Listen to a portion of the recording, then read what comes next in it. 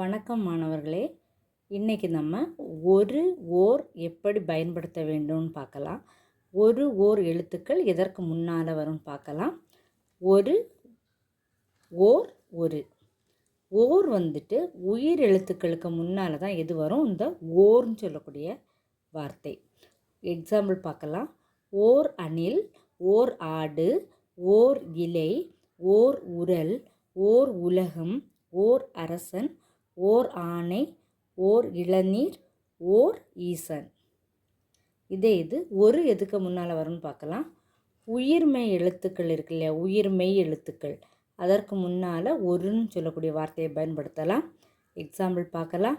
ஒரு கப்பல், ஒரு காடு, ஒரு மரம், ஒரு கூடை, ஒரு குட்டை, ஒரு வீடு, ஒரு தவழை, ஒரு கிராமம், ஒரு காகம்.